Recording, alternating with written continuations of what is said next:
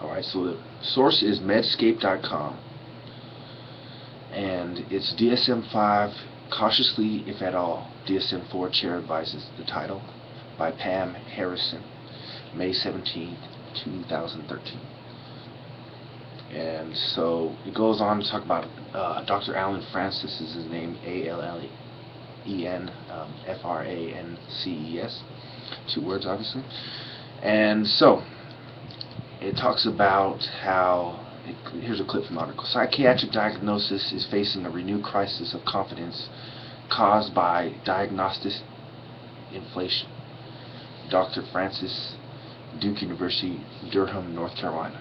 So his argument is like a snapshot of my my greater argument, which is that psychiatry is used by the people in charge, and has always been used that way historically, to hold people down for social control, and to especially control the political opposition. That is fact. You can Google that. It's out there.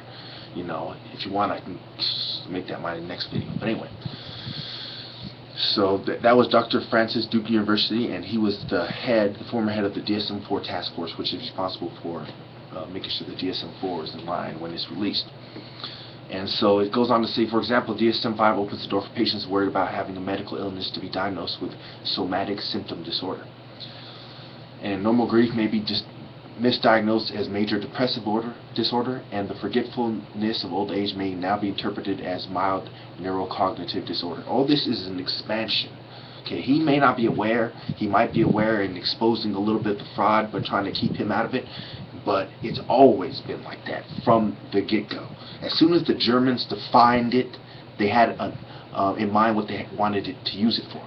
They said, we're going to use this, but let us define it first. We're going to use this to hold down the population. And as time goes on and the laws evolve, so will our technique of using this correctly to hold people down. It's very simple, no conspiracy involved. I tell you time and time again, I'm a scholar, software engineer, my minor, a double minor actually, sociology and political science.